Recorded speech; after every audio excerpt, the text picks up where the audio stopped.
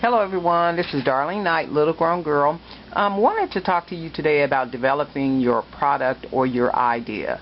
And we all have a vision for how or what we want our little micro business to look like. And your vision can become a reality. And it can become a reality with knowing that there is a large amount of work that needs to be done before you can actually transform your product or idea into a business. The important point to remember is that your idea is unique because it's yours.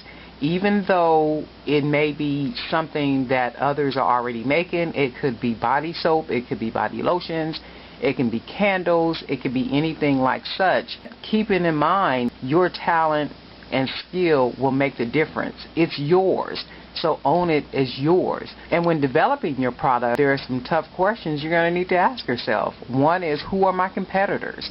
You know, who am I competing against in the marketplace, be it on eBay, be it on Etsy, if it's at a craft show, if it's at a street fair, who are your competitors? How can I do things differently from what they're doing would be the second question. The third question you need to ask yourself is, what share of the market can I capture?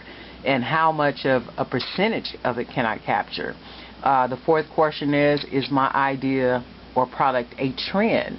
And you want to stay away from trends because trends are almost like one-night stands. They come and they go. There's nothing permanent about a trend.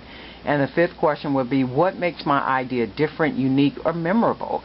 And then the sixth question is, who are my customers and how much would they pay for my product or service? These are some really important points that you should keep in mind when you're establishing your micro business and producing your product. And another thing you want to be careful about is getting advice from friends and family.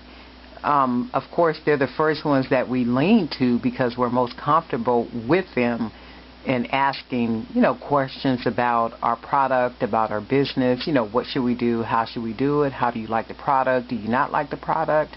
Their advice could be misguided or even devastatingly wrong when it comes to building a micro business. You have to be very careful with that.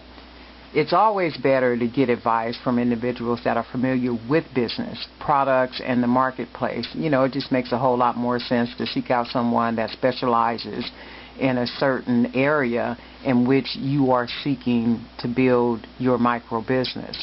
And reaching out to someone that is informed is not a 100% guarantee either. But it's better than aimlessly taking advice from people that might not want, to hurt our feelings or have no idea about what business is all about. And ultimately, the marketplace will dictate to you the products or services, that it wants. So either or, eBay, Etsy, or any one of those selling platforms, you can test market your product, or if you want to do street fairs, if you want to do craft shows, even big churches have a lot of craft shows too, and people really support those. Or even if you want to have a yard sale, have a yard sale. Set it up in your yard like if you were at a street fair.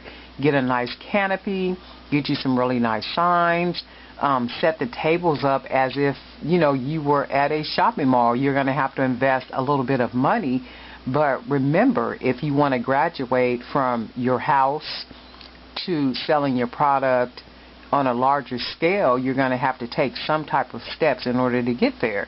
And, just set goals from your house to your yard. Okay, once I sell in my yard, let me buy a canopy that has my business name on it. Let me get the tables that I need, the tablecloths, all the stands and equipment or exhibits that I need in order to set my micro business up to look like an actual micro business, like one of those kiosks that you see in the shopping malls.